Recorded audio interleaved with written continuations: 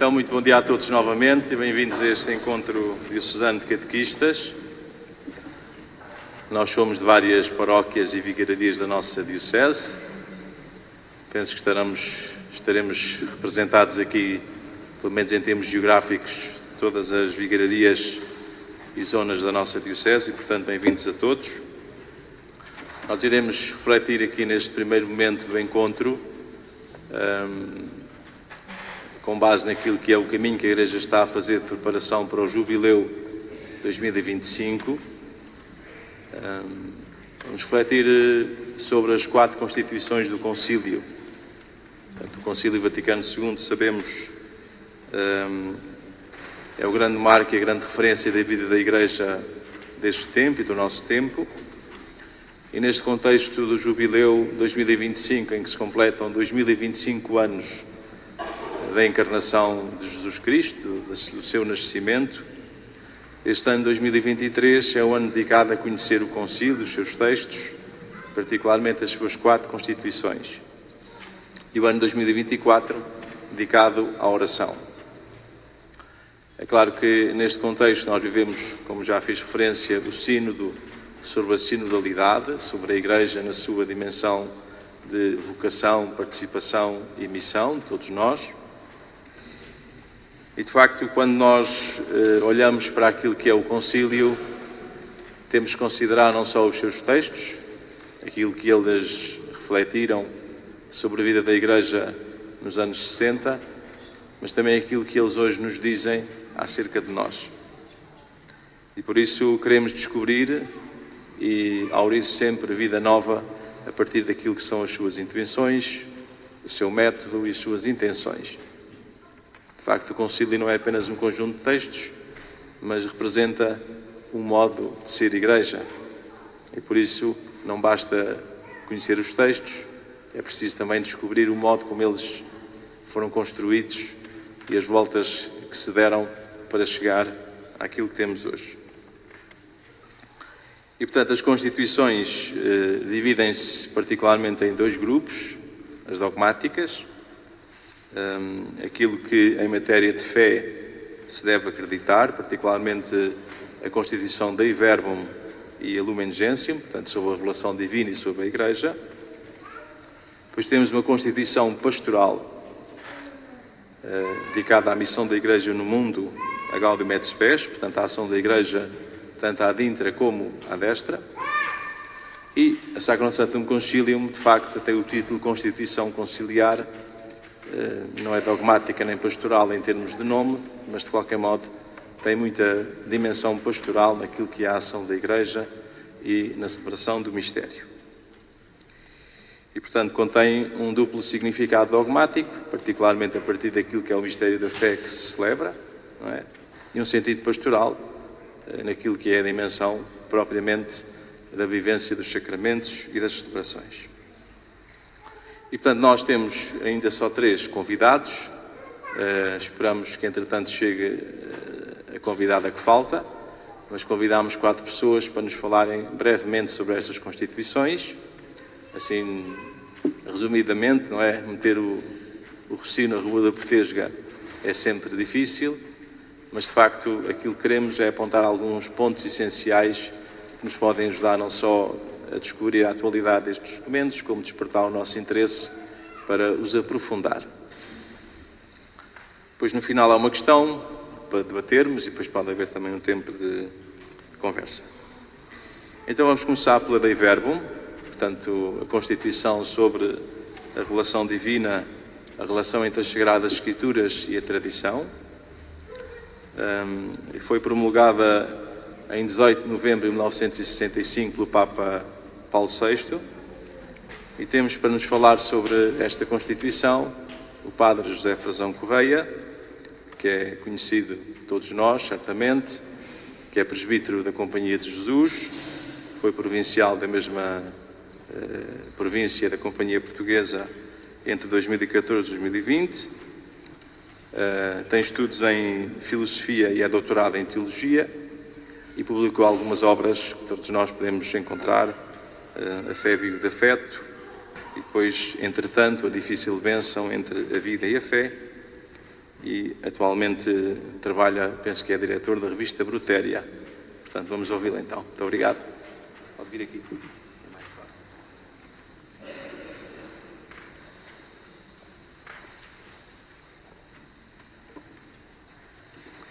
Então, bom dia. Obrigado pelo convite, Padre Tiago. Gosto de estar aqui. Penso que há outras pessoas a acompanhar por um ecrã aqui perto, portanto, para esses também espero que possam seguir, apesar de não aqui fisicamente, pelo menos no espaço onde eu estou.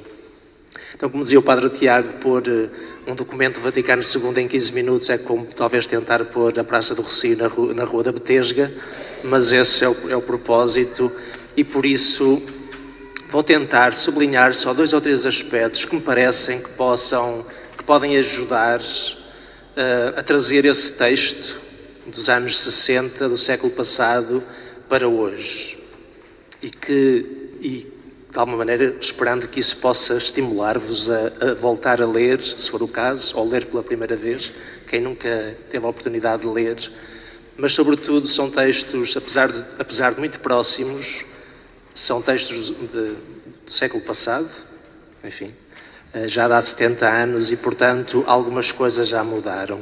Mas essa era a primeira coisa que gostava de sublinhar. Apesar de terem passado 70 anos, pelo menos na minha compreensão das coisas e de vários debates que temos hoje na Igreja, creio que ainda estamos longe de ter captado verdadeiramente o espírito que esteve na base destes documentos e de todo o Vaticano II e de sermos capazes de o realizar hoje. Portanto, mesmo que tenham passado 70 anos e alguns falem da necessidade de um Concílio Vaticano III, do meu ponto de vista, ainda não esgotamos de todo, ainda não conseguimos realizar verdadeiramente ou talvez apreender toda a força que a Igreja conseguiu manifestar nesse grande momento da sua vida no Concílio Vaticano II. Como sou o primeiro, vou-me permitir fazer um preâmbulo a este texto da Dei Verbum, porque me parece que é importante nós escolhermos 2 ou 3 coisas sem as quais estes textos caem dos céus aos trambolhões. A primeira coisa que é importante ter só assim como referência a história é a Revolução Francesa, 1789, se não me engano, século XVIII. A Revolução Francesa é como que um marco muito significativo para a história mundial, seguramente para a história europeia e também para a Igreja Católica em concreto. Isto é, todo o movimento moderno do iluminismo, da apoteose da razão científica que contesta a Igreja, de alguma maneira, tem na Revolução Francesa uma quebra. Isto é, uma autonomia do poder político em relação a qualquer tutela eclesial. Napoleão vai pegar na coroa e põe a ele sobre a sua cabeça, retirando-a das mãos do Papa. É um gesto simbólico da autoridade política que quer separar-se completamente de qualquer tutela religiosa, neste caso do Papa. Tal como a razão científica se tenta separar de qualquer compreensão sacral, sobrenatural. E, portanto, estamos num tempo de grande agressividade da razão, da inteligência, da razão científica, do poder político em relação à Igreja. Qual é que é a estratégia da Igreja? A estratégia da Igreja é defender-se. Nós dizemos que quem não se sente não é filho de boa gente. A Igreja, sentindo-se atacada, coisas que considerava muito estruturais da sua compreensão e da sua relação com o mundo, faz com que a Igreja se tende a fechar, a contra-atacar. E então, nesse processo, vamos ter um concílio importante, o Concílio Vaticano II, em 1869, 1870, quando precisamente Garibaldi estava já a tentar entrar em Roma e vai entrar em Roma e acabar com os Estados Pontifícios, fazendo com que o Vaticano, o Papa, ficasse simplesmente numa cidadezinha dentro da cidade de Roma, que é o atual. Então, o Vaticano II é uma tentativa, é um concílio ecuménico em que a Igreja assume claramente uma tomada de posição contra todos os movimentos sociais, culturais e políticos que a punham em causa. Por isso, o Concílio Vaticano I é uma tomada de posição contra o mundo moderno. A Igreja tenta estabelecer uma estabilidade e uma certeza da sua fé e da sua identidade num mundo que está em profunda mudança. Portanto, esta era a primeira nota. Se nós não compreendermos isto, não vamos compreender a novidade do Vaticano II, que é uma espécie de reconciliação da Igreja com o mundo moderno. Se a Igreja demorou mais ou menos 200 anos, ou esteve 200 anos num combate contínuo contra o mundo é uma categoria, o mundo significa a evolução histórica, a evolução da razão, a autonomia política, etc. Nós não compreendemos o Vaticano II, que é, diria, uma reconciliação da Igreja com o próprio mundo. A noção de que, de facto, o mundo está em evolução e a Igreja, se não conseguir pontos de contacto com este mundo em evolução, fica cada vez mais fechada sobre si própria, a falar para si própria. Por isso, podemos considerar o Vaticano II como um exercício de reconciliação da Igreja com o mundo moderno e, mais do que isso, um exercício da Igreja de se compreender num mundo em profunda mudança em relação à qual a mudança, a Igreja não pode fazer nada. Por isso, se no Vaticano II a Igreja ainda tenta afirmar determinadas coisas que estabeleçam a sua diferença radical em relação ao mundo em mudança, o Vaticano II vai adotar uma atitude completamente diferente, de entrar em diálogo positivo e construtivo com este mundo em mudança. Talvez por não sei se esgotei os meus 15 minutos, ainda não cheguei a Dei Verbum, talvez duas coisas podemos, para simplificar, é como se a Igreja mudasse o seu modo de ver pela positiva e pela negativa, ou pela passiva e pela positiva. Primeiro, deixar de ver o mundo como um inimigo. Deixar de ver o mundo como um inimigo. Simplificando o mundo, e por isso podendo ser um bocadinho injusto, foi assim que a Igreja fez durante cerca de 200 anos. O mundo é nosso inimigo, então temos que o combater. Tudo o que está fora tem que ser combatido. A maior heresia, se quisermos, a maior falha que um cristão poderia ter era ser modernista, isto é, aderir às coisas modernas. O cristão a sério tinha que conservar, tinha que permanecer, tinha que recuperar o que está lá para trás. Nada de olhar para a frente, nada de entrar no fluxo do tempo, nada de entrar em diálogo com a cultura, porque isso significa corrupção. O Vaticano II alterou este modo de ver a realidade. O mundo não é um inimigo a combater, mas é o lugar onde o Evangelho deve ser anunciado e onde o reino deve ser construído. Por isso, o mundo deixa de ser inimigo para ser um lugar onde a Igreja deve realizar a sua missão. Está bem? Não é coisa pouca esta mudança. Nós hoje continuamos a ter este debate. O mundo, como se apresenta? É um inimigo ou é um lugar onde temos que ser criativos no anúncio do Evangelho? Mas o Vaticano II opera ainda um passo mais significativo. Esse olhar não é apenas de benevolência em relação ao mundo, mas é também um olhar que quer não apenas ensinar alguma coisa ao mundo, mas que quer aprender alguma coisa do mundo. O mundo não é apenas o destinatário da nossa missão, mas é o lugar onde nós também devemos aprender alguma coisa acerca de nós próprios e do Evangelho que recebemos. Consigo exprimir-me? Não é coisa pouca. Nós não temos apenas, diz o Vaticano II, coisas a ensinar, mas também temos coisas a aprender.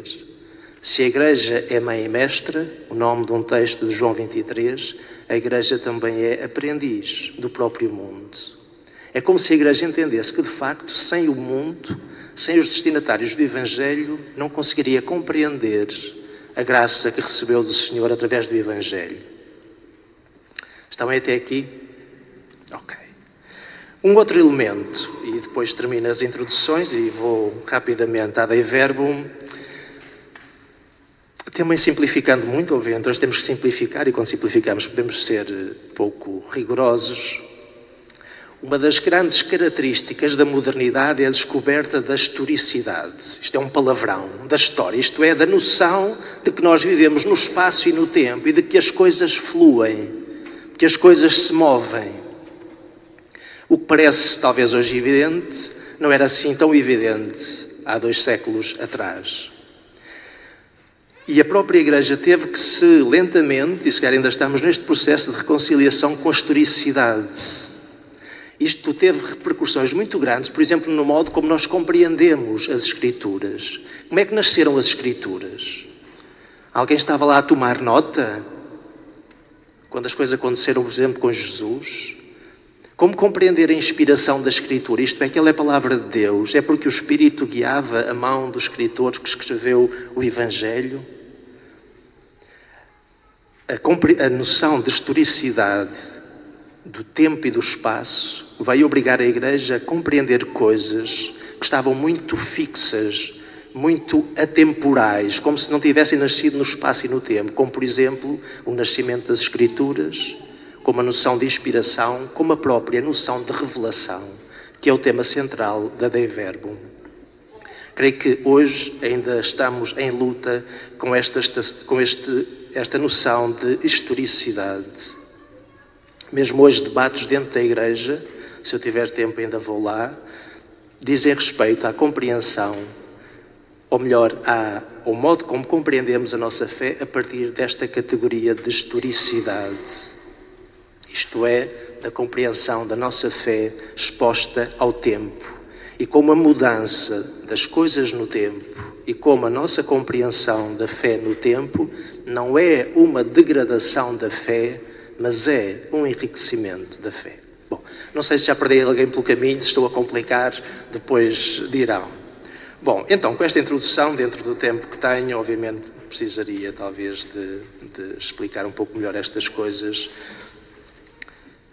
Sim, muito rapidamente vou fazer a distinção entre aquilo que o Vaticano II, o Vaticano I, em 1869, escreveu sobre a revelação, um documento, uma constituição também importante chamada Dei Filius, o Filho de Deus, que é um texto sobre a revelação, que está como contraponto com a Constituição Dei Verbum, que o Vaticano II, um século depois, vai escrever. Portanto, é como se pusesse lado a lado a Dei Filius, do Vaticano I, e a Dei Verbum, do Vaticano II. Muito rapidamente, esta Dei Filius, este documento do Vaticano I, o Vaticano I só teve dois documentos, esta Dei Filius e depois o outro documento sobre a infalibilidade do Papa, porque, como disse, Garibaldi estava à porta de Roma e tiveram que acabar o concílio apressadamente. Essencialmente, o Vaticano I entende a revelação. Quando estamos a falar de revelação é o quê? É um modo de falar do coração, do centro da fé cristã. Poderíamos dizer de outra maneira, por exemplo, mistério, doutrina, tradição. O Vaticano I vai identificar esta palavra para revelação, para colher o centro, o coração da fé cristã e da nossa identidade. Mas, basicamente, o Vaticano I, neste texto, Dei Filius, entende a revelação como autorrevelação de Deus, e este elemento é comum ao Vaticano II, isto é, Deus revela-se a si mesmo, isto é, Deus dá-se a conhecer a si mesmo, só que este dar-se a conhecer a si mesmo para o Vaticano I é entendido essencialmente como uma instrução. Deus, revelando-se, revela essencialmente conteúdos que nós precisamos de aprender, em relação aos quais precisamos de ser obedientes. Está claro? Por isso, simplificando muito, é assim que o Vaticano I entende revelação. Ainda que seja a autorrevelação de Deus, isto é, Deus dá-se a conhecer ao longo da história bíblica, por exemplo, o Antigo Testamento, que depois tem Jesus, o cume dessa revelação, mas é essencialmente uma instrução, é um conjunto de conteúdos. Deus, a Igreja, assim de alguma maneira, é informada, ou melhor, a Igreja colhe esta revelação e é chamada a levá-la ao mundo como um conjunto de verdades que o ser humano poderia conhecer por si, mas de uma maneira muito difícil e incompleta. E em relação a essas verdades necessárias para a sua salvação, o crente é chamado à obediência da sua submissão. Assim, de cima para baixo, conhecemos um conjunto de verdades aos quais deveremos submeter-nos. O Vaticano II, o que é que vai acrescentar? Qual é a sua novidade em relação a esta compreensão? É verdade que também entende essencialmente a revelação como autorrevelação de Deus, isto é, Deus dá-se a conhecer, não dá a conhecer coisas, mas dá-se a conhecer.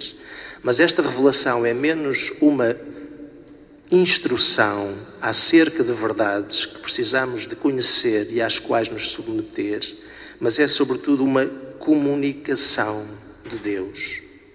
E isto não é uma coisa menor, porque a comunicação implica o quê? Se eu comunico convosco, o que é que implica esta comunicação?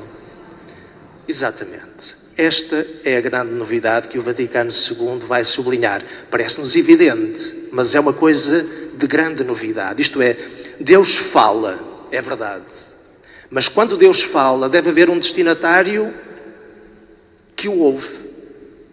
Portanto, a revelação não é apenas uma comunicação de Deus para o crente, mas é também a adesão do crente à revelação de Deus. Portanto, não existe revelação sem fé.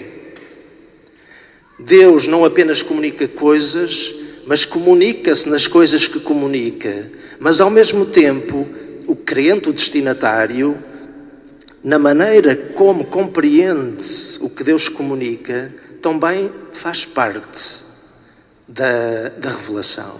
Portanto, a revelação não é apenas o que Deus diz, mas é também o que nós ouvimos que Ele diz e a maneira como correspondemos. Se nós pensarmos bem, os Evangelhos são isto. Os Evangelhos não são apenas o que Jesus disse e fez. Os Evangelhos são o que Jesus disse e fez, segundo o modo como os apóstolos compreenderam o que Ele disse e o que Ele fez. Estou a ser claro? Os Evangelhos não são apenas o que Jesus disse e fez. São o que Jesus disse e fez, segundo o modo como os evangelistas compreenderam o que Ele disse e fez. Isso já esgotei o meu tempo. Porque é que isto é importante? Isto é muito importante pelo Vaticano II, que traduz, desde o Papa João XXIII, logo no discurso inaugural do Vaticano II, em 1962, um texto muito bonito, podem encontrar facilmente na internet, em que o Papa João XXIII fala de um concílio pastoral. Pastoral significa isto para João XXIII e para o Vaticano II, significa duas coisas. Nós não podemos anunciar o Evangelho sem ter em conta os nossos destinatários. Ponto primeiro. Se a revelação é o que Deus diz e o que o destinatário escuta e a maneira como corresponde, nós não podemos anunciar o Evangelho sem ter em conta o nosso destinatário. Isto para a catequese é determinante. Nós não temos coisas para dizer simplesmente. Temos que ter em conta aqueles a quem as dizemos. Devemos dizê-las de maneira que eles as possam compreender, acolher e corresponder livremente. E este é o processo da revelação. Por isso, pastoral significa isto. Não podemos anunciar o Evangelho sem ter em conta os nossos destinatários. Nós podemos dizer que eles são isto e aquilo e aquele outro, mas são o que são. E nós não poderemos anunciar o Evangelho sem ter em conta os nossos destinatários. Num outro documento, Gaudium et Spes, vamos falar aqui, acho eu, o Vaticano II diz que esta é a lei de toda a evangelização, o modo adaptado de anunciar o Evangelho.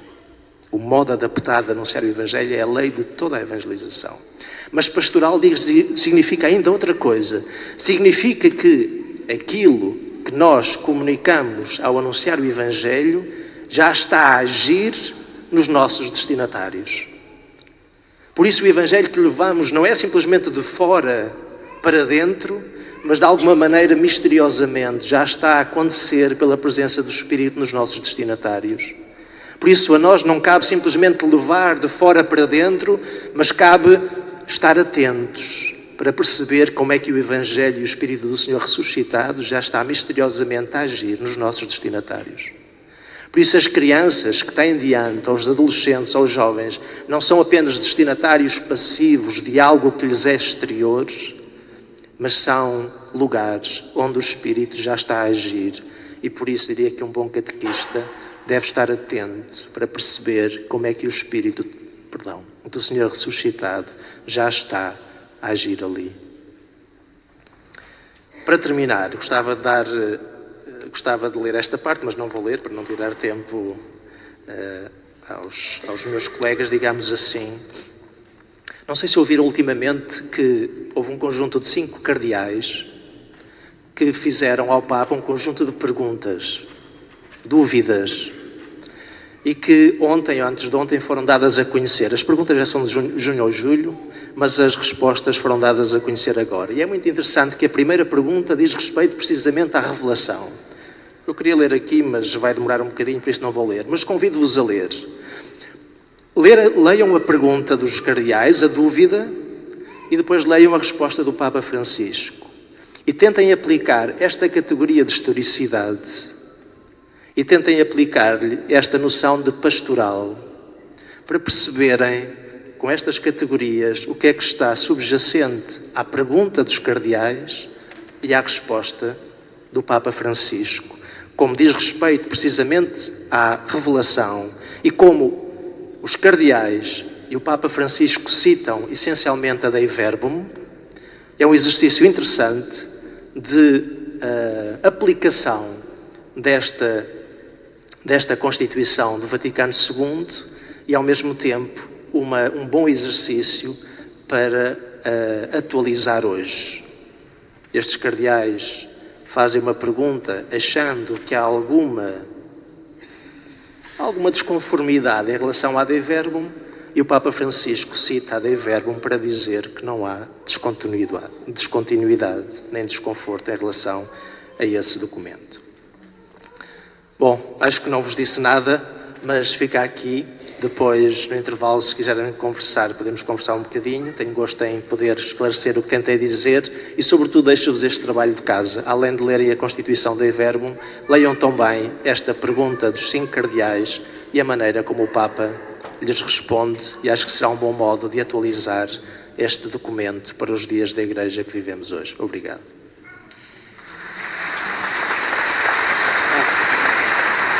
Já agora, trago-vos bibliografia, não é sobre a Dei Verbum, mas recomendo-me vivamente, este livro está traduzido em português, Quando os Bispos se Reúnem, de um estudioso americano, John O'Malley, por acaso é jesuíta, mas não é por causa disso que eu trago o livro. É muito interessante porque põe lado a lado o Concílio de Trento, o Concílio Vaticano II, o Concílio Vaticano I e o Concílio Vaticano II. Acho que é um bom exercício, quase assim, de sinopse, para ver as diferenças destes últimos 3 grandes concílios, que são os 3 concílios que nos precedem até hoje. E depois trago aqui na versão francesa, mas há uma tradução no Brasil, a Revelação, de Christophe Theobald, por acaso também é jesuíta, mas não é por isso que eu trago, que é precisamente sobre este tema da revelação, onde ele faz uma leitura muito atenta da Dei Filius, do Vaticano I, e, sobretudo, segundo a sua leitura, qual é a novidade do Vaticano II e da Dei Verbum. Portanto, se tiverem a oportunidade de encontrar este livro, creio que também é uma leitura relativamente fácil, e então esta sim vos explicará verdadeiramente a novidade do Vaticano II em relação ao tema da revelação. Obrigado. Agora sim saio. Obrigado. A maior parte dos catequistas já fez o módulo de formação do curso geral, portanto já leu o Dei Verbum, portanto quem não fez pode fazer, mas de qualquer modo o primeiro módulo do curso geral trata da leitura deste texto e estas temáticas ligadas com a revelação divina e a transmissão. Então avançamos agora para a Constituição sobre a Igreja, Lumen Gentium, que foi promulgada a 21 de novembro de 1964 E para nos falar temos o professor Dr. Eduardo Borges Pinho, conhecido também de todos nós, é nosso diocesano também, é casado, é pai e avô, e portanto professor catedrático na Faculdade de Teologia da Universidade Católica, e publicou sobretudo um estudo ligado à recepção do Concílio como realidade eclesial e tarefa ecuménica. Depois também foi vice-reitor da Universidade Católica e exerceu outras funções, e portanto também já esteve connosco numa outra circunstância, tem falado muito sobre a Igreja e sobretudo os seus desafios. Vamos então escutá-lo.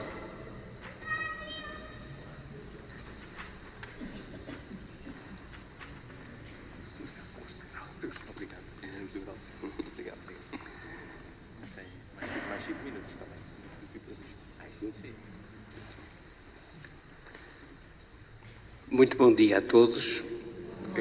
Agradeço ao Sr. Padre Tiago o convite para estar hoje aqui, esperando que possa ser útil na breve reflexão que vou fazer.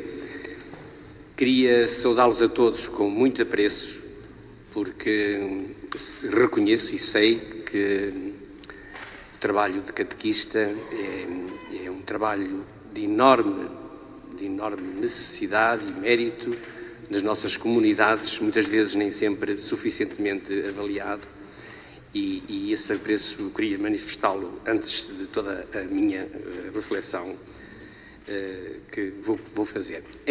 Vou fazê-la em 3 pontos. O primeiro e o último são pequenos, são o primeiro sobre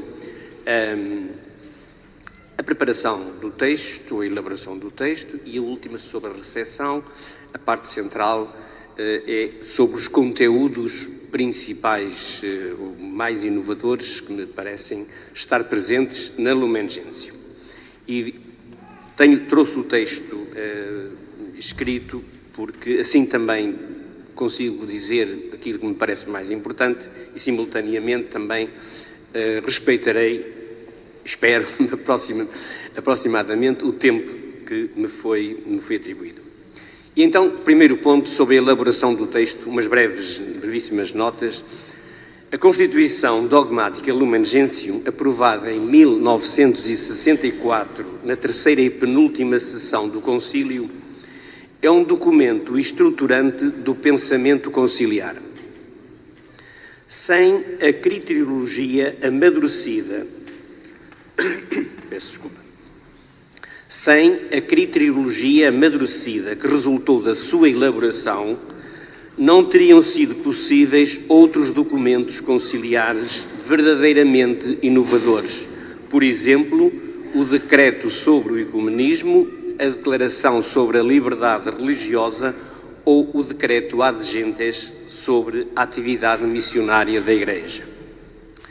Se hoje, num olhar global, a Dei Verbum emerge como a chave hermenêutica mais indicada para a compreensão do conjunto do corpus conciliar, e penso que não preciso justificar isso por aquilo que acabámos de ouvir, é, no entanto, na Lumen Gentium que encontramos elementos decisivos de uma profunda renovação da Igreja, sua vida, estruturação e missão, alguns deles, aliás, expressos ainda apenas, como é normal, como intuições embrionárias ou envolvidos ainda em formulações de inevitável compromisso entre correntes diversas. Recordo, como de resto aconteceu com todos os outros textos preparatórios do Concílio, à exceção do referente à liturgia, a primeira versão deste documento sobre a Igreja, distribuída aos padres conciliares em novembro de 62, já o concílio tinha começado, foi simplesmente rejeitada, sem necessidade de qualquer votação formal. O texto manifestava, como foi expressamente referido na aula conciliar, uma visão da Igreja marcada pelo triunfalismo, pelo clericalismo e pelo juridismo. São palavras que não são apenas do passado. A indispensável reelaboração do documento veio a ser um processo complexo, a exigir 3 anos de trabalho, não isento de tensões entre visões eclesiológicas e mentalidades eclesiásticas diferentes. O texto final testemunha são palavras de Gerard Philips, um teólogo belga que acompanhou de perto a elaboração do texto. Portanto, o texto final testemunha uma unanimidade laboriosamente adquirida, obra dos padres conciliares. Quer dizer, a Lumen Gentium é realmente o fruto desse trabalho sinodal realizado ao longo de todo o concílio, até à última fase, à penúltima fase. E passo então à segunda parte, conteúdo da Lumen Gentium e alguns aspectos que vou salientar. A Lumen Gentium, como é sabido, está estruturada em 8 capítulos. O mistério da Igreja, o povo de Deus, a constituição hierárquica da Igreja, os leigos, a vocação universal à santidade, os religiosos, o penúltimo capítulo, a índole escatológica da Igreja e, finalmente, a Virgem Maria. Eu vou sintetizar em 6 pontos, então, aquilo que me parece mais marcante. Primeiro, a mudança de paradigma determinante na compreensão da Igreja exprime-se logo no primeiro capítulo, onde se fala do mistério da Igreja, é o título deste capítulo, numa linha histórico-salvífica. O ponto de partida é o mistério trinitário de Deus e seu plano salvífico na história humana. Desse modo, supera-se logo uma perspectiva predominantemente societária, institucional e jurídico-organizacional no modo de considerar a Igreja, o que era dominante até então. E fica inequivocamente indicado também que todo o discurso sobre a Igreja tem de estar subordinado ao anúncio de Deus e que qualquer eclesiocentrismo, ou seja, a tentação de olhar para a Igreja como um fim em si mesmo, representa uma perversão da identidade cristã. Neste contexto, e como se exprime logo na frase inicial, emerge uma visão da identidade e missão da Igreja como sacramento ao serviço da vontade salvífica universal de Deus. Na fidelidade à tradição, o Concílio sublinha o papel singular que cabe à Igreja em razão de Jesus Cristo e, nesse sentido, reafirma a necessidade da Igreja para a salvação.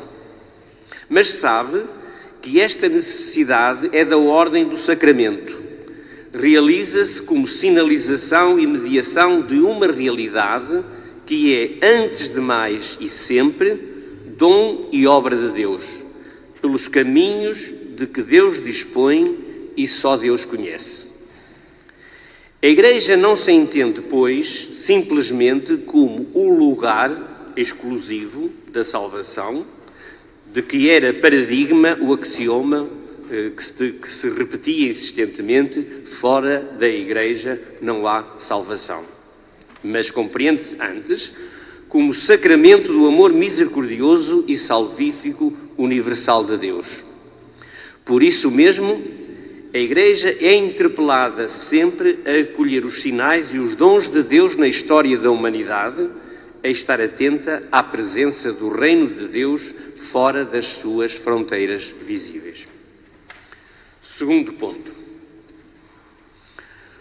Outro elemento de importância transcendente foi a opção feita no decurso da segunda sessão conciliar de dedicar o capítulo 2º à reflexão sobre o povo de Deus, no seu conjunto, antes de se abordar, como inicialmente estava previsto, a constituição hierárquica da Igreja, que ficou depois como capítulo 3º. Esta alteração de ordem foi vista mesmo como uma revolução copernicana.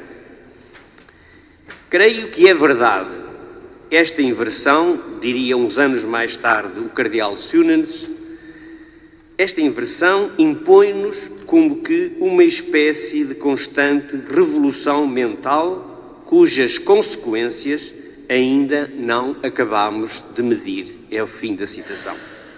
De facto, a transformação de critérios, mentalidades e práticas aqui sinalizada está ainda bem longe de ser cumprida. As tarefas relacionadas com a sinodalidade da Igreja evidenciam hoje isso mesmo.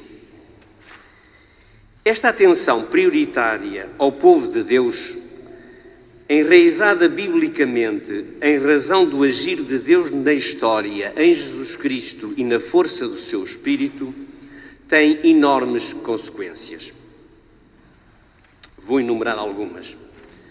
Permitiu recuperar o tema do sacerdócio comum dos fiéis, praticamente esquecido pela mentalidade de contra-reforma predominante até ao Concílio. Tornou possível valorizar o munus profético da existência cristã concedido com a fé, como um dom concedido com a fé. Ofereceu o contexto para superar o modo tradicional de entender a pertença ou não pertença à Igreja, olhando prioritariamente e numa espécie de círculos concêntricos para a relação de todos os seres humanos, quaisquer que sejam as suas orientações religiosas ou ideológicas, com a chamada universal de Deus. Ao povo de Deus todos os homens são chamados, diz o Concílio. Permitiu reconhecer a igualdade fundamental de todos os crentes, não obstante as diferenças de carismas, serviços e ministérios, e valorizar a vocação e competência próprias dos leigos na Igreja e seu serviço ao mundo, tratado expressamente no capítulo 5º.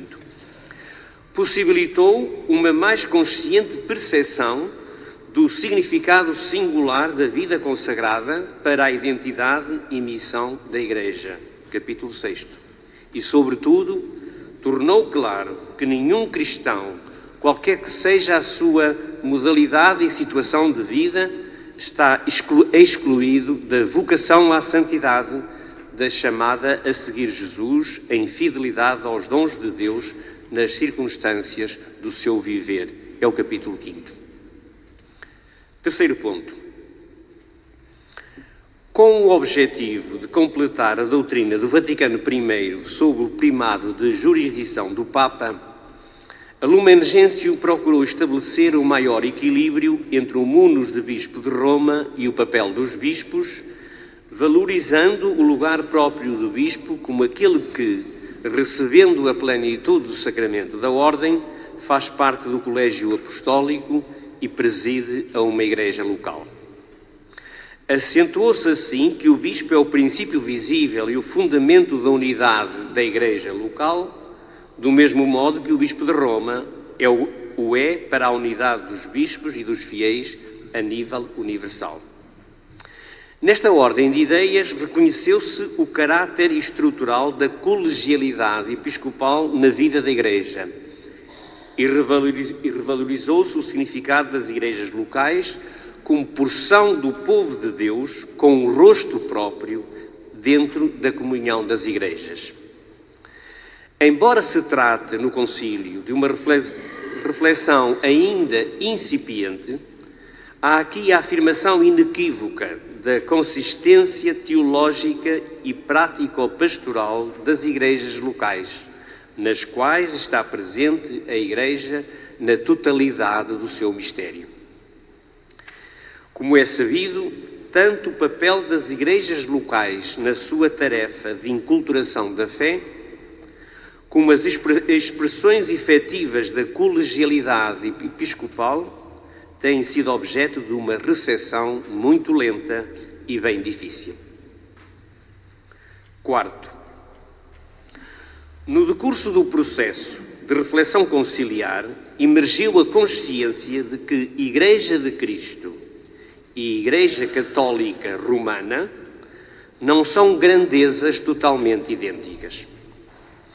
Como se veio a expressar no número 8 da Lumen Gentium, que tem de ser lido em conjunto com Lumen Gentium 15 e Unitatis Redintegratio, o decreto sobre o ecumenismo número 3, a Igreja de Cristo não se identifica pura e simplesmente com a Igreja Católica Romana, mas subsiste nela, subsistit no latim.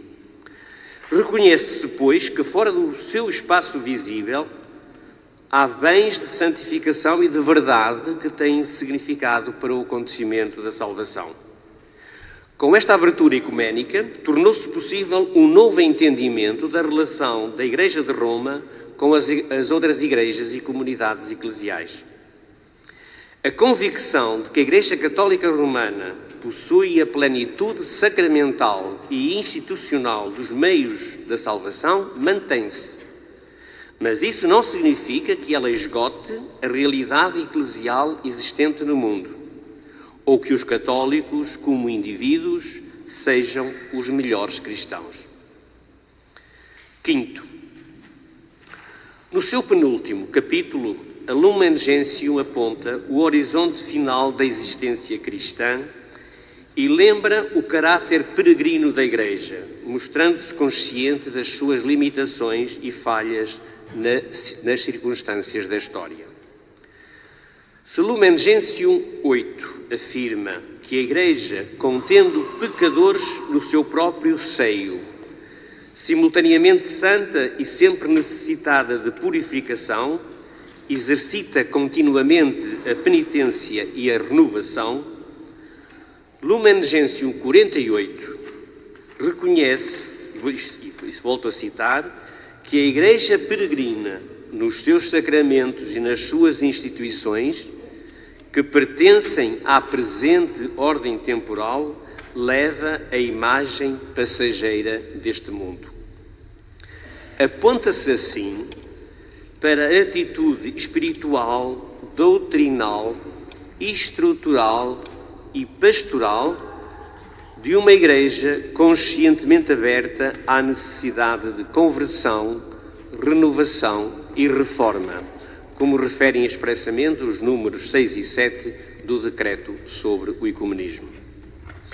Sexto, neste caminho, como Igreja peregrina na história, a Virgem Maria, membro eminente e inteiramente singular da Igreja, emerge como seu tipo e exemplar perfeitíssimo na fé e na caridade. São palavras da Lumen Gentium.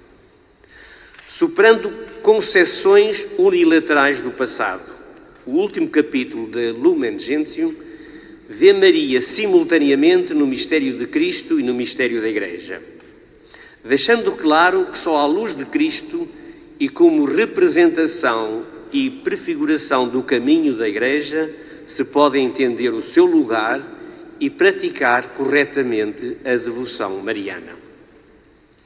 De uma mariologia autónoma e que se tornava perigosamente emancipada do conjunto da teologia, lê-se num documento ecuménico, passava-se, pois, a uma teologia mariana integrada e, neste sentido, funcional.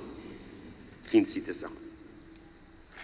Terceiro e último ponto, última parte, breve. Como aconteceu e acontece com os outros concílios e textos do Magistério, a recepção da Lumen Gentium é tarefa pendente na longa duração do tempo, sujeita a conflitos de interpretação, marcada pelas circunstâncias não lineares do caminhar na história.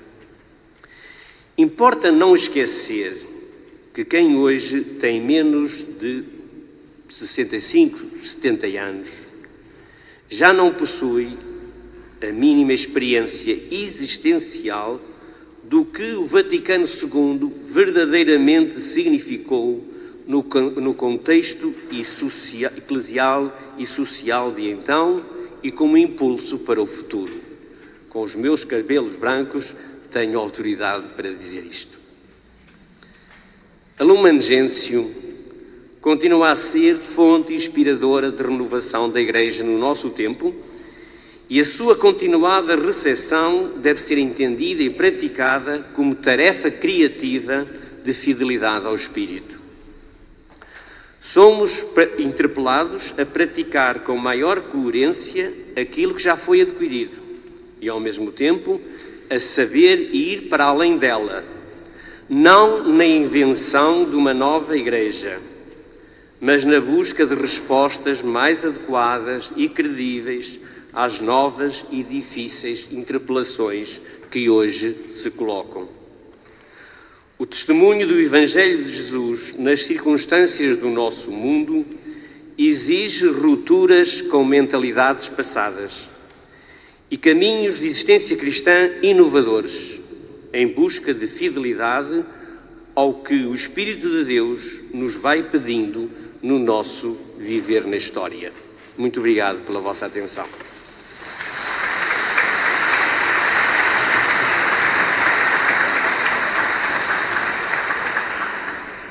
Muito obrigado.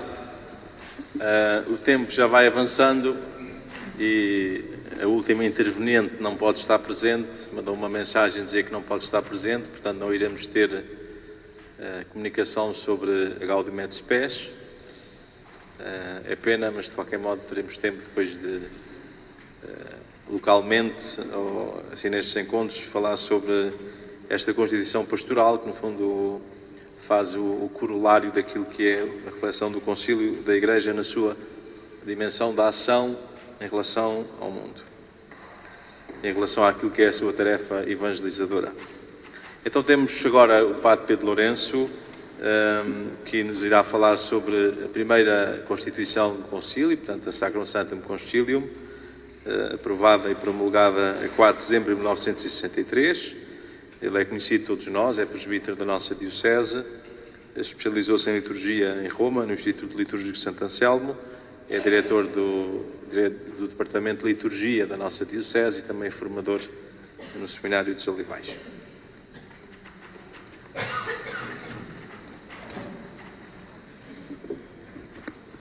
Muito obrigado, Padre Tiago. Muito obrigado a todos pela presença e por esta possibilidade de partilhar convosco aquilo que importa verdadeiramente acolher, pelo menos nesta perspectiva, de maneira tão breve, da Sacrosanctum Concilium. Como o Padre Tiago dizia, a primeira Constituição aprovada em 4 de dezembro de 1963. Portanto, no próximo 4 de dezembro completam-se 60 anos da promulgação da Sacrosanctum Concilium. Muitos de nós que aqui estamos não conhecemos verdadeiramente, como o professor Dr. Borges de Pinho dizia agora, o impacto que teve nesse contexto. Eu próprio, apesar dos cabelos brancos, ainda não era nascido, só 10 anos depois. Mas é, de facto, um documento muito importante, normalmente reduzido a uma perspectiva de reforma litúrgica. Quando se fala da Sacrosanctum Concilium, pensamos, é o documento pelo qual a Igreja reformou a liturgia. A missa passou a ser em língua vernácula, o padre deixou de celebrar de costas para o povo, voltando-se para a Assembleia. E é, de facto, uma perspectiva muito redutora da riqueza contida neste belíssimo documento. A primeira coisa que gostava de ter presente é o modo como começa o texto da Constituição. Apresenta a finalidade do concílio. O Sagrado Concílio assumiu o propósito de fomentar cada vez mais a vida cristã entre os fiéis, adaptar melhor às necessidades do nosso tempo as instituições suscetíveis de mudança, promover tudo o que pode ajudar à união de todos os crentes em Cristo e fortalecer o que contribui para chamar a todos ao seio da Igreja. Estes são os objetivos do concílio. Aliás, como conhecemos, a maior parte dos documentos oficiais, dos documentos do Magistério da Igreja, começam pelas primeiras palavras. Tem como título as primeiras palavras. E hoje em dia já se vão escolhendo as primeiras palavras para mostrar o significado ou o conteúdo do documento. Nesta altura, com este documento, não houve essa preocupação. De facto, trata da liturgia da Igreja e, no entanto, o seu título é Sacrosanctum Concilium, o Sagrado Concílio. Já as outras constituições revelam um pouco mais daquilo que é o conteúdo e o objetivo do documento. Aqui, simplesmente, Sacrosanctum Concilium. Mas para dizer, esta é a finalidade deste concílio. Por isso, julga dever também interessar-se, de modo particular, pela reforma e promoção da liturgia. Este é um dos objetivos do concílio, para fomentar a vida cristã, adaptar as instituições às necessidades do nosso tempo, ajudar à união de todos os crentes e fortalecer esta união para que a Igreja possa ser testemunho de vida e chamar muitos ao conhecimento de Deus. Então, precisamos de reformar algumas coisas e a liturgia é uma delas.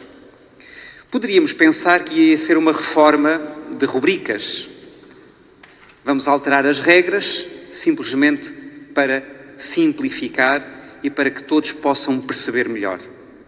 Não reduzamos a isto a abordagem da Sacrosanctum Concilium.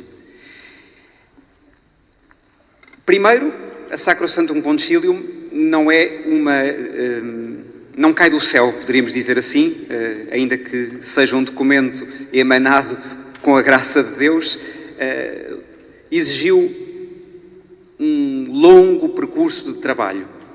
Ela é resultado de um movimento que começou ainda no século XIX, que se desenvolveu muito no século XX, que teve como ponto de partida, poderíamos dizer assim, oficial, um texto, um documento do Papa Pio X em 1903, Tra le Sollicitudini, que era sobre a música sacra, mas falando e inserindo-a no contexto daquilo que é a compreensão do culto da Igreja e da liturgia, dizendo aí o Papa que a liturgia é a fonte onde os fiéis poderão beber o espírito genuinamente cristão e por isso precisarão de participar, isto em 1903, mas a liturgia continuou a ser durante muito tempo algo não participado.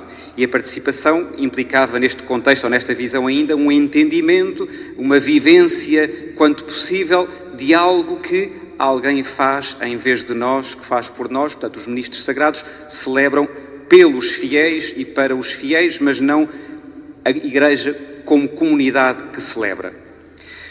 Um outro ponto de passagem muito importante é como que a Carta Magna, assim entendida muitas vezes quando se estuda a história do movimento litúrgico, a Carta Magna do movimento litúrgico é a encíclica do Papa Pio XII em 1947, chamada Mediator Dei. O mediador entre Deus e os homens é Jesus Cristo. Portanto, esta ideia da centralidade de Jesus Cristo no culto cristão. E o culto cristão apresentado como a liturgia apresentada como o culto público e perfeito da Igreja, que a Igreja e os fiéis são chamados a prestar a Deus. Já há, de facto, uma grande evolução de perspectiva, mas ainda não temos tudo. Acentua-se muito a dimensão do sacerdócio de Cristo como realização do culto perfeito e nós acompanhamos, participamos, de certo modo, neste sacerdócio de Cristo na realização do culto. Mas, efetivamente, apesar das limitações deste documento, da Mediator Dei, é neste período que se realizam grandes reformas da liturgia, a reforma da Vigília Pascal, em 1951, a reforma de toda a Semana Santa, em 1955, a possibilidade da celebração da missa vespertina no sábado e também a redução do jejum eucarístico para melhor poder participar no sacramento da Eucaristia. Bom, um conjunto de reformas, a reforma do breviário, que depois se veio a chamar a Liturgia das Horas, tudo isto começou antes do Concílio Vaticano II e antes da Sacrosanctum Concilium. Portanto, a Sacrosanctum Concilium não inaugura, de modo absoluto, uma reforma da liturgia da Igreja. É o ponto de chegada de um longo caminho, chamado movimento litúrgico, que já pela mão dos Santos Padres, de Pio X concretamente e de Pio XII, ia realizando determinadas reformas, mas não tinha sido ainda feita uma reflexão teológica profunda sobre a natureza da liturgia. E antes de realizar ou de propor as reformas a realizar, atenção, a Sacrosanctum Concilium não faz reformas. Apresenta os princípios do concílio para a realização da reforma que começa posteriormente. Então, uma grande nova perspectiva da Sacrosanctum Concilium é não reduzir a liturgia a um complexo cultual, cheio de regras a serem bem conhecidas para perfeitamente se celebrar, mas a entender, ou melhor, a situar a liturgia na perspectiva da história da salvação. A liturgia é a história da salvação a acontecer hoje na vida da Igreja e na vida dos fiéis. Porquê? Porque esta história da salvação, que tem origem no desígnio de Deus de querer que todos os homens se salvem e cheguem ao conhecimento da verdade e participem na vida divina, assim começa a Sacrosanctum Concilium logo no primeiro ponto. Deus quer que todos os homens se salvem e cheguem ao conhecimento da verdade, citando a primeira carta a Timóteo, e tendo falado muitas vezes e de muitos modos aos nossos pais pelos profetas, quando chegou a plenitude dos tempos enviou o seu Filho, Verbo feito carne, ungido pelo Espírito Santo, a evangelizar os pobres, curar os contritos de coração, como médico da carne e do Espírito, mediador entre Deus e os homens. A sua humanidade, a humanidade de Cristo, foi, na pessoa do Verbo, o instrumento da nossa salvação. Isto é muito importante como ponto de partida para uma visão nova da liturgia. Então, Deus tem um desígnio, quer que todos os homens participem da sua vida divina, este projeto a que São Paulo chama mistério, e este projeto realiza-se em Jesus Cristo. Foi preparado no Antigo Testamento, diz o número 5 da Sacrosanctum Concilium, realizou-se plenamente na pessoa de Cristo, especialmente na sua Páscoa. E por isso, Jesus Cristo, já São Paulo o chama, é o mistério de Deus, o tal desígnio de Deus realizado para nós. E esse desígnio culmina, esse projeto, esse plano, essa possibilidade de participação na vida divina, na comunhão com Deus, realiza-se na sua Páscoa, culmina na sua Páscoa. Então, tal como Cristo realizou este projeto, Ele instituiu, poderíamos dizer assim, de maneira prática, uma comunidade que partilha da sua vida para continuar a realizar aquilo mesmo que Ele realizou na sua Páscoa. Pela ação do Espírito Santo, os seus discípulos, a comunidade eclesial, têm esta missão de continuar aquilo mesmo que foi plenamente realizado por Ele. Falava-se aqui há pouco, na pessoa de Cristo, o Verbo feito carne, Ele é o instrumento da nossa salvação. É o meio. Podemos chamar o sacramento. Jesus Cristo é o sacramento, é o sinal visível, poderemos dizer também corpóreo, pelo qual se realiza a nossa salvação. Ou seja, a nossa possibilidade de participação na vida de Deus. Isso é a salvação. Algo que não é uma conquista nossa, que é um dom ao qual aderimos e no qual se realiza plenamente a nossa vida em Deus, poderíamos dizer, a nossa felicidade, aquela sonhada de Deus para nós. Ora bem, se Cristo é sacramento, a Igreja, corpo de Cristo, unida a Ele, é sacramento. E isto ainda antes da Lumen Gentium. Não esqueçamos, é o primeiro documento do Concílio Vaticano II. Diz-nos, a certa altura, ainda no número 5, efetivamente, foi do lado de Cristo adormecido na cruz que nasceu o sacramento admirável de toda a Igreja. E a Igreja tem a missão de continuar esta obra de salvação. Assim como Cristo foi enviado pelo Pai, também Ele enviou os apóstolos cheios do Espírito Santo, não só para que, pregando o Evangelho a toda a criatura, anunciassem que o Filho de Deus, pela sua morte e ressurreição, nos libertara do poder de Satanás e da morte e nos transferira para o reino de seu Pai. Portanto, não só para anunciar isto, mas para que realizassem a obra de salvação que anunciavam. A Igreja tem a missão de realizar esta obra realizada por Cristo, tornar presente esta obra realizada por Cristo.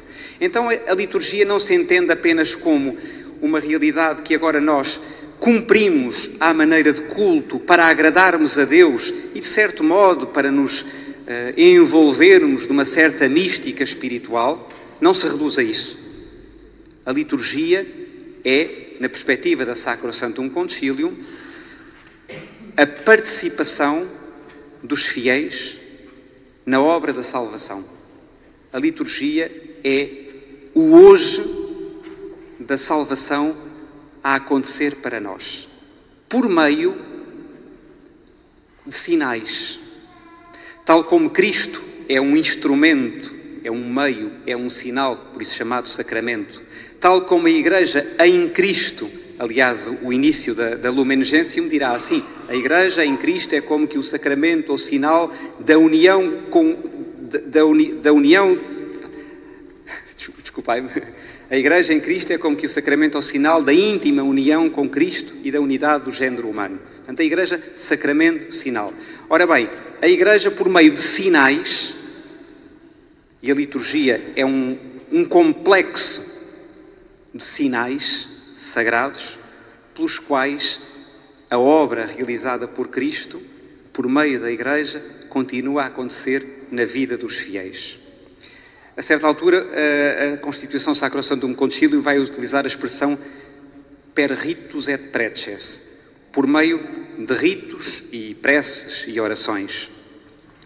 E vai dizer assim, portanto, este aspecto...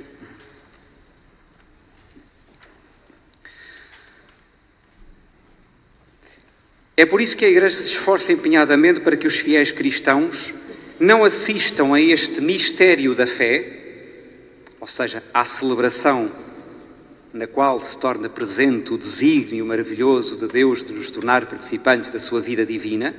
Os fiéis não assistam a este mistério como espectadores, estranhos ou mudos, mas que, compreendendo-o bem por meio dos seus ritos e preces, participem consciente, ativa e piedosamente na ação sagrada. E aqui vem a necessidade da formação litúrgica do povo de Deus. Este ano, o ano passado, o Papa Francisco escreveu-nos uma carta sobre a formação litúrgica do povo de Deus e a sua importância, e refere abundantemente o Concílio Vaticano II e a Sacrosanctum Concilium. Ora bem, para que é que formamos? Para que é necessária a formação do povo de Deus na liturgia? Para celebrar bem? Para que tudo seja segundo as regras? Para se compreender o significado e podermos tirar um certo proveito espiritual? Também. Mas não é só isso. Não se trata apenas de compreender bem os ritos e as preces, mas sim de compreender bem o mistério por meio dos ritos e das preces.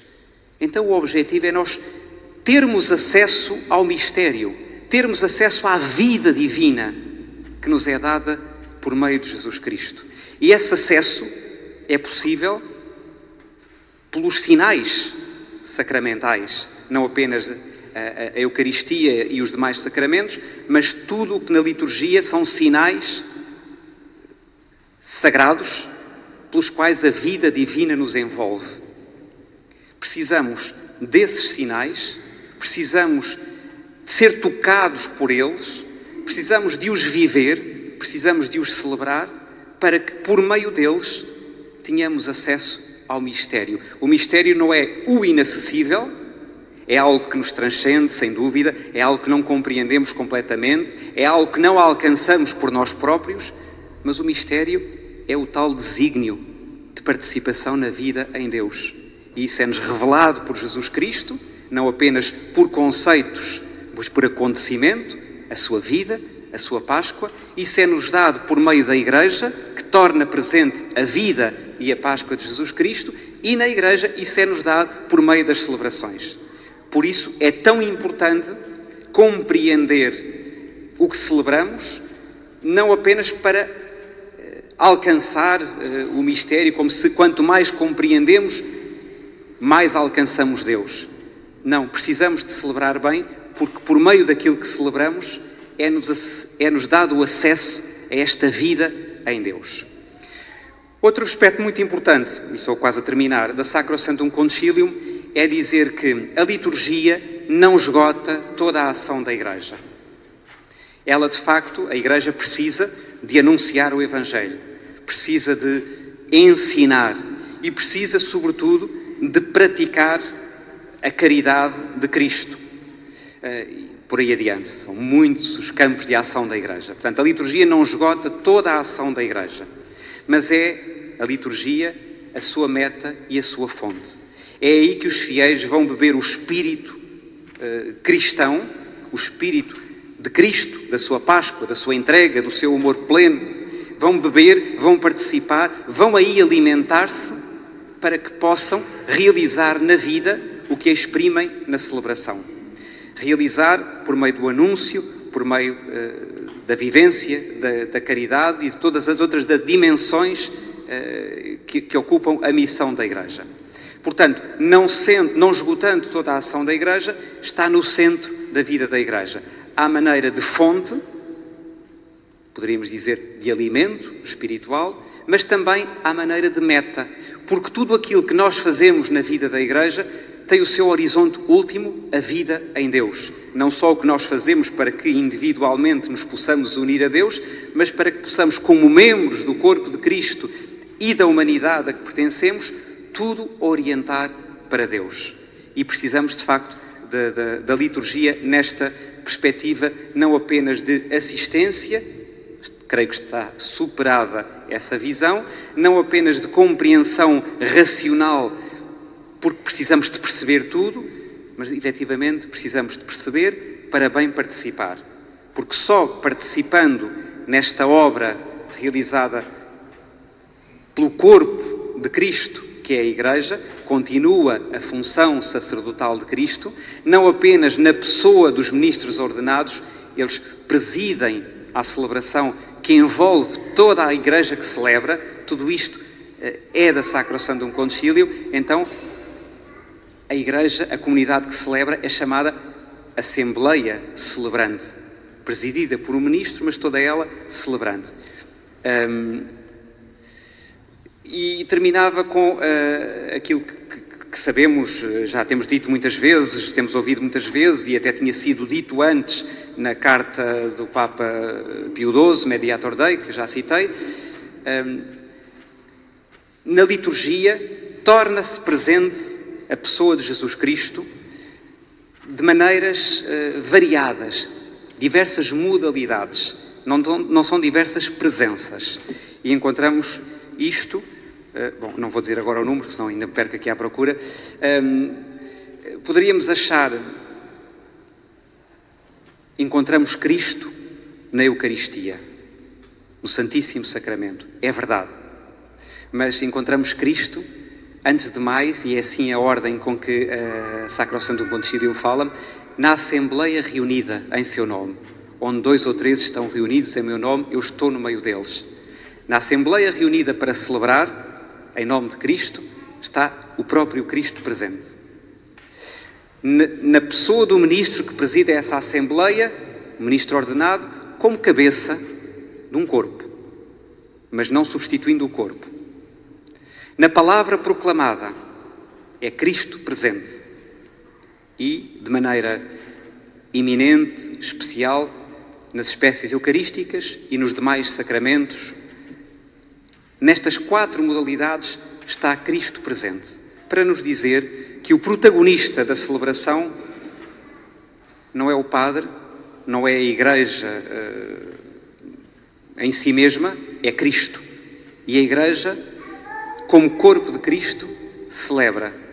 E os fiéis, como membros do corpo de Cristo, celebram, participam deste culto que tem como finalidade glorificar a Deus, ou seja, reconhecer o que Ele fez e dar-lhe graça, o que Ele fez e o que Ele faz na nossa vida e dar-lhe graças por isso, a entoação do hino de louvor que parte do coração, glorificação de Deus, reconhecer a grandeza de Deus e do seu amor e por isso lhe dar graças, e ao mesmo tempo a santificação dos fiéis, ou seja, somos envolvidos por esta vida divina, participamos na santidade de Deus. Esta é a finalidade da liturgia, segundo a Sacrosanctum Concilium, a glorificação de Deus e a santificação dos fiéis.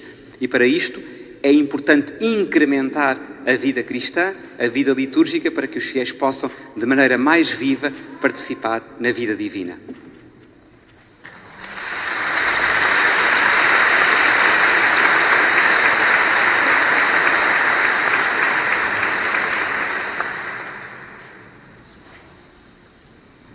Então o tempo já vai andando, mas de qualquer modo vou dar só mais 10 segundos a cada um dos presentes para uma palavra final, sobretudo tendo em conta aquilo que é a vivência do sínodo que estamos a experimentar na Igreja. Este sínodo já ha começado há um tempo. No fundo, como é que se estabelece uma relação próxima entre o concílio e este sínodo e toda a caminhada sinodal da Igreja. Já foram aqui abertas algumas perspectivas, mas assim, brevemente, em 10 segundos, como é que vem essa relação?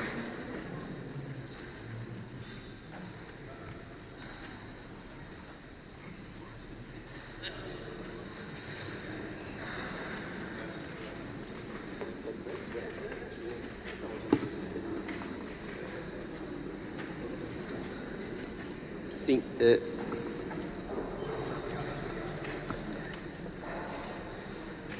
O sínodo que acaba de se iniciar é sem dúvida, até agora, o maior acontecimento de recepção, de acolhimento do Concílio Vaticano II. E nesse sentido, é para mim um motivo de grande esperança, sabendo naturalmente que há duas fases, dois momentos, em termos de reflexão mais concentrada, mas já há um tempo vivido que nós dificilmente podemos avaliar, mas que é também globalmente, em termos de recepção do Concílio, muito significativo, que foi todo o trabalho realizado em todo o mundo, pelas nossas comunidades, pelos cristãos, e portanto, alguma coisa está a germinar que vai dar os seus frutos. Não certamente a curto prazo. Eu penso que não devemos ter a ilusão de que algumas mudanças que nós até achamos que seriam possíveis, que vão acontecer imediatamente, daqui a pouco tempo. Temos de ter muita paciência, também muita esperança e alguma coragem. Naturalmente, em primeiro lugar, aqueles que... Em primeiro lugar, no sentido que têm possibilidade de tomar decisões que nós não temos imediatamente. Mas esperança e coragem para ir mudando aquilo que já é possível mudar. Neste momento, é isso que mais me preocupa. Atento àquilo que vai sendo refletido em Roma, mas preocupado um bocadinho com, chamemos-lhe, uma certa inércia e passividade. Dou dois exemplos que agora me correm, que são fáceis de entender. É possível, necessário e urgente fazer dos nossos conselhos pastorais paroquiais, em muitos sítios não existem, fazer que eles existam e que existam bem como órgãos, como lugares de corresponsabilidade ativa, representativa, em que os cristãos possam exprimir, também aí, não só aí, o seu sentido da fé. Isso é possível, não é necessário que esteja determinado em termos jurídico-canónicos, já existe alguma orientação, portanto, depende de quê? Depende de nós, depende de todos e depende da visão do futuro. Vou subir o tom. Existem nas dioceses os conselhos episcopais. Normalmente a palavra soa o senhor bispo, mais alguns bispos auxiliares, talvez mais uma ou outra pessoa. Os conselhos episcopais podem ser alargados e em alguns sítios, lugares, são muito alargados em termos de representação, em termos de participação até de senhoras naturalmente em funções delegadas numa diocese. Há uma senhora que é responsável pela catequese a nível diocesano, isso é possível perfeitamente, há senhoras mais competentes que os homens nessa matéria. Se é uma senhora responsável, ela deve fazer parte do Conselho Episcopal, e o Conselho Episcopal é o órgão máximo em termos, supondo que o Bispo preside. Aliás, o Papa Francisco, na Diocese de Roma, que foi agora renovada a organização nesse aspecto há pouco mais de um ano, suponho, começa por aí e começa pela renovação do Conselho Episcopal da Diocese de Roma, de que ele é Bispo, mas que tem, como sabemos, um bispo vigário. E para terminar, não há, disse na minha reflexão, mas isso também é sabido, que um dos aspectos fundamentais da recepção do concílio e depois tarefa da sua recepção, uma tarefa difícil, o Padre José Frazão explicou bem a questão do Vaticano I, eu aludi dizendo que o concílio e o Vaticano II procurou ir além, a questão do Papa e dos bispos, mas a questão da colegialidade hoje é uma questão decisiva. E é uma questão decisiva em termos de atitude de espírito, mas é uma questão decisiva em termos dos lugares nacionais concretos onde ela deve ser praticada. Em Portugal, não estou a falar de Roma, estou a falar de Portugal. E isso significa o quê? Significa que a colegialidade tem de ser realmente efetiva. Porque fala-se muito, a linguagem mais técnica, que não diz grande coisa, mas a colegialidade afetiva e efetiva.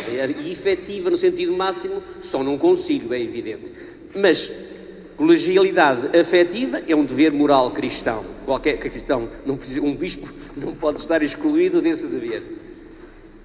E a colegialidade efetiva é fundamental. Se nós queremos, por exemplo, quer dizer, concretizar os ministérios laicais agora instituídos, ou se queremos alargar os ministérios, tem de haver, num país como o nosso, tem de haver uma colegialidade efetiva de compreensão, de análise, de reflexão e de decisão. Se cada senhor bispo na sua diocese decide por si e não há capacidade de um diálogo aberto e franco, também determinante nas suas decisões, nós continuaremos a ter déficits grandes. E não precisamos de olhar muito para trás para percebermos que o que estou a dizer tem que ver com a vida real da nossa Igreja em Portugal. Peço desculpa, os 10 segundos já lá foram há muito tempo, mas...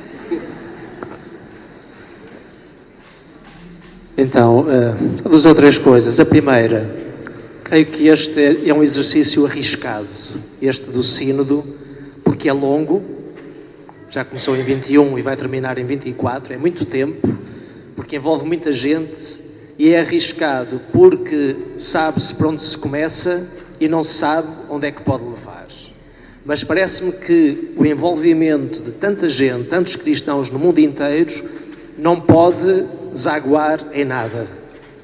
Há muitas questões em cima da mesa e parece-me que há um bom risco que se assume de falar sobre elas. E essas questões emergiram da consulta, inicialmente, ao nível paroquial, dos movimentos, etc., onde muitos dos presentes terão participado. Parece-me que este sínodo traduz aquilo que tentei dizer há bocadinho em relação ao espírito do Vaticano II. Isto é, a Igreja tem que se sentir bem no seu tempo. E este é o nosso tempo.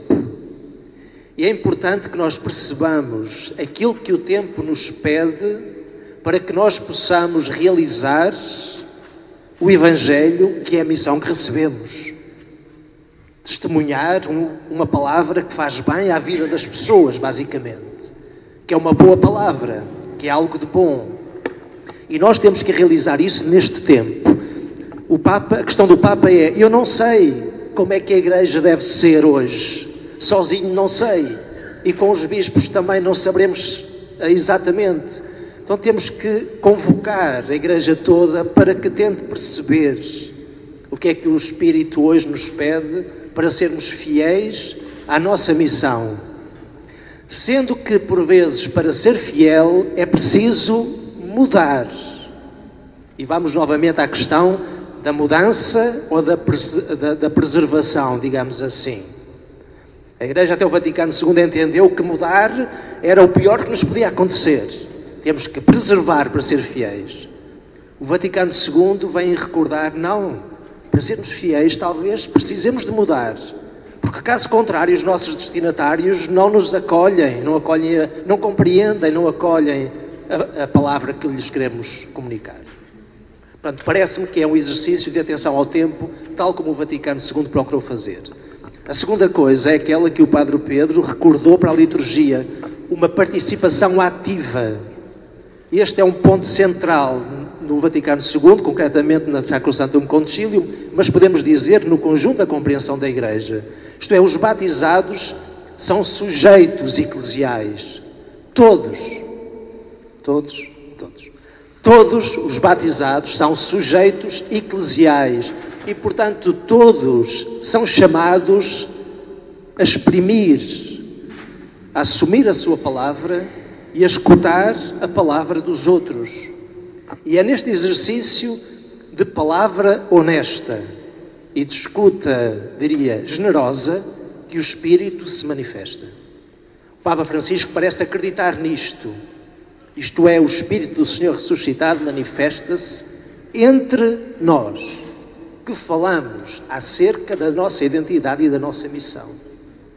E por isso precisamos de falar francamente e precisamos nos escutar com verdade e neste processo de escuta, de palavra e de escuta, virá ao de cima aquilo que o Espírito nos está a pedir. Portanto, creio que este é um exercício verdadeiramente eclesial, de participação ativa. Para terminar, como dizia o professor Borges de Pinho, creio que estamos muito longe de ter incorporado na nossa realidade eclesial esta dinâmica de participação ativa. Na liturgia, seguramente, porque ainda temos na cabeça que quem celebra é o Padre e nós recebemos alguma coisa que ele está a fazer e que não celebramos, que não é um corpo que celebra, um corpo feito de tantas diferenças, presidido pelo ministro ordenado, e assim como na liturgia, assim na vida da Igreja. Todos celebram, presididos pelo ministro ordenado. Este é um exercício, este do Sínodo, creio que estamos a fazer um exercício real de participação ativa, em que todos podem participar, presididos pelo ministro ordenado. Vamos ver daqui a um ano onde é que ele nos levará. Acredito profundamente que vai gerar coisas boas. Tem que gerar coisas boas. E termino mesmo. O Vaticano II entendeu que o mundo ia sem a Igreja. A Igreja quis ir com o mundo, ter uma presença ativa no mundo. Creio que esse é o exercício que hoje também nos é pedido. O mundo vai por si e não nos pede autorização. Cabe-nos a nós estar no mundo, ir com o mundo para fazer alguma diferença a partir do Evangelho. Mesmo só para terminar, sem Espírito Santo, como já foi dito, não há vida em Igreja. É o Espírito de Jesus ressuscitado que consolida o corpo eclesial e que nos faz caminhar juntos. É isso, Sínodo, caminhar juntos na busca da verdade, não apenas uma verdade conceptual, mas uma verdade vivencial e existencial. É essa a missão da Igreja, procurar e realizar a verdade de Cristo e, portanto, a docilidade à ação do Espírito. O apelo a que continuemos a invocar o Espírito Santo pessoalmente, na oração pessoal, na oração comunitária, para que Ele conduza a Igreja nos caminhos da missão que é chamada de tornar Cristo presente ao mundo, e a Igreja tem esta credibilidade de, como corpo de Cristo no mundo, poder gerar comunhão. Então, muito obrigado aos três e a todos os que ouviram.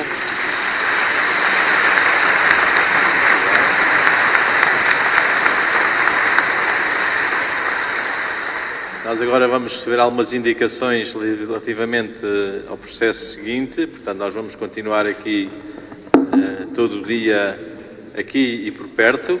Portanto, vamos depois no final do dia até podem ir à praia, se quiserem, que está bom tempo. Não sei se vieram preparados para isso, mas podiam ter pensado nisso, que vale a pena. Agora a irmã Isabel depois vai nos dar aqui indicações acerca dos ateliês que vamos ter agora. Durante 2 minutos temos os pré-seminaristas que vêm aqui só falar sobre o pré-seminário, 2 minutos, e depois seguem essas indicações relativas à parte seguinte, que são os ateliês. Está bem? Não se preocupem, não usamos 2 minutos, vamos só usar 5 segundos, que funciona perfeitamente. Bom dia a todos, eu sou o Tosé, sou seminarista no Seminário dos Olivais e estou no 5º ano. E juntamente com o José Alberto, o Adriano Minachali e também o Tomás Virtuoso, eles estão no 4º ano e o Tomás está no 3º, fazemos parte da equipa do pré-seminário de Lisboa, juntamente também com outros padres. E o que eu venho aqui fazer não é só falar sobre o pré-seminário, sobre isso venham falar connosco, vamos estar no intervalo, no almoço. Também está aqui a Margarida, que pode falar com vocês sobre os luzeiros, para as raparigas. E também há aí casais, portanto também podem falar sobre como falar do casamento às crianças, aos jovens. Mas venho recordar, informar e pedir 3 coisas muito simples. A primeira, recordar. Falámos aqui muito do concílio e de facto o concílio trouxe-nos a consciência que todos nós temos a missão de evangelizar. E portanto, temos que evangelizar, não vale a pena estar quietos.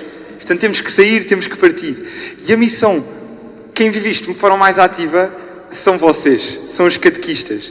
E eu tenho ali algumas pessoas que foram minhas catequistas e que sofreram muito, vão chegar ao céu de certeza.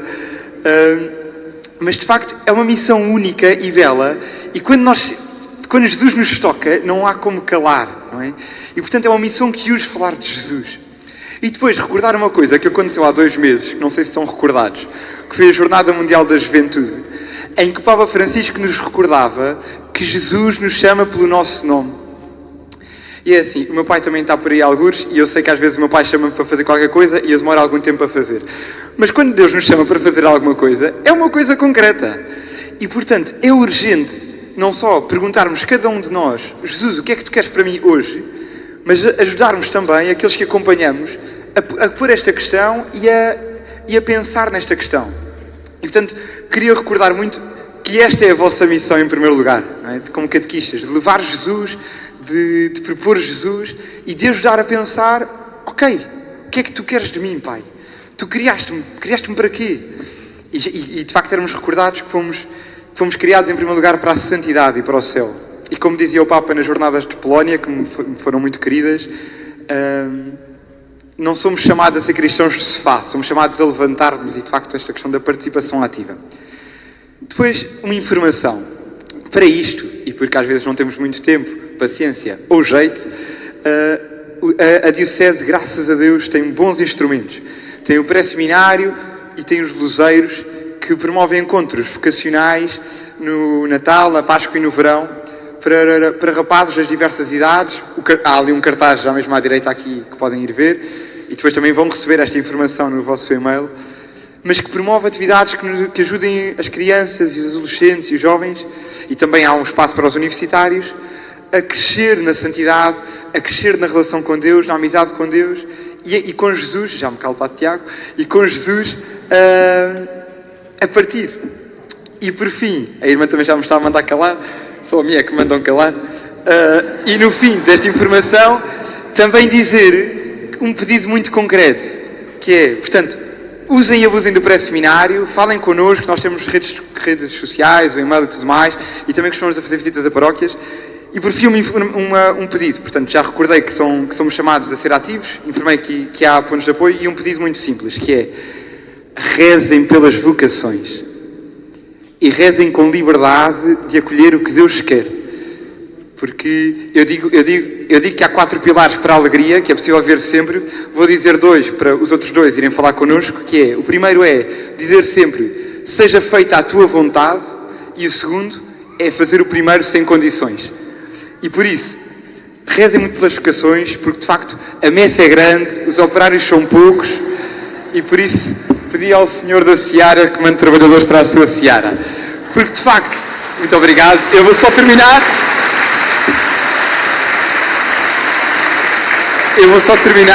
de forma muito simples, que é, somos um grande corpo e um belo corpo, que é a Igreja, e de facto Cristo sustenta-nos, e somos um corpo com muitos membros, portanto temos que estar todos a funcionar, senão andamos meio mancos e meio coxos, e portanto vamos a isso com força, com Jesus, sem medo de pedir ao Senhor que envie vocações, e sem medo de rezar por elas e de as acompanhar. Obrigado.